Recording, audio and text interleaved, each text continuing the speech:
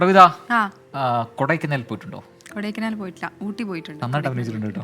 ഞാൻ പോയിട്ടില്ല. അപ്പം പ്രേക്ഷകരിൽ എനിക്ക് തോന്നുന്നു ബഹുഭൂരിപക്ഷം ആൾക്കാരും ഈ കൊടൈക്കനാലിലേക്ക് പോയിട്ടുള്ള ആൾക്കാരായിരിക്കും. നിങ്ങളുടെ അഭിപ്രായങ്ങളൊക്കെ രേഖപ്പെടുത്തും. എന്തായാലും കൊടൈക്കനാലിലേക്ക് പോകാൻ തയ്യാറെടുക്കുന്നവർക്ക് ഒരു സന്തോഷ വാർത്തയുമായിട്ടാണ് നമ്മൾ ഇന്ന് എത്തിയിരിക്കുന്നത്. നിങ്ങളെ കാത്ത് അവിടെ ഒരു അപൂർവ കാഴ്ചയുണ്ട് ഇപ്പോൾ. അത് മറ്റൊന്നുമല്ല, ചെറി ബ്ലോസം.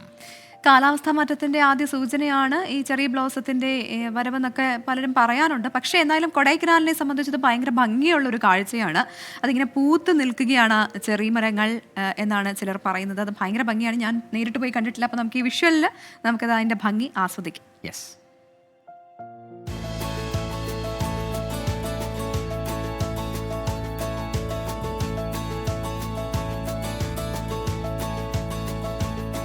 കൊടൈക്കനാൽ എന്നും ഒരു മനോഹരിയാണ്. വിനോദസഞ്ചാരികളെ ആകർഷിക്കാൻ നിരവധി വിഭവങ്ങൾ ഒരുക്കി വയ്ക്കാറുണ്ട്. സെപ്റ്റംബർ അവസാനിക്കുന്നതോടെ പുതിയ ഒരു അതിഥി കൂടി കൊടൈക്കനാലിൽ എത്തിയിട്ടുണ്ട്.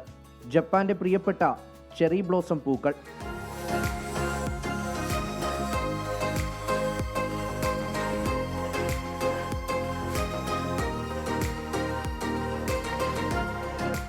ചെറിപ്പഴമുണ്ടാകുന്ന മരവും ചെറി ബ്ലോസവും രണ്ടാണ്.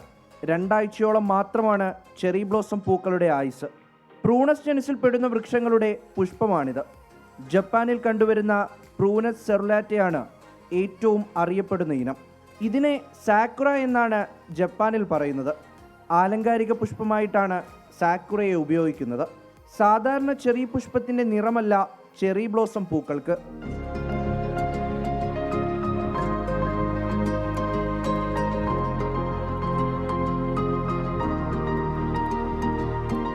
ഇന്ത്യയിൽ ഹിമാലയത്തിലും വടക്കുകിഴക്കൻ സംസ്ഥാനങ്ങളിലുമാണ് സാധാരണ ചെറി ബ്ലോസം കാണപ്പെടാറുള്ളത്.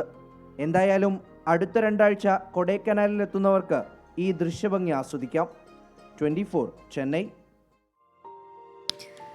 നല്ല ഭംഗിയുള്ള കാഴ്ചയാണ്. അപ്പോൾ കൊടൈക്കനാലിലേക്ക് പോകാൻ സാധിക്കുന്നവരൊക്കെ അവിടെ പോയി കാഴ്ച നേരിട്ട് കാണുക.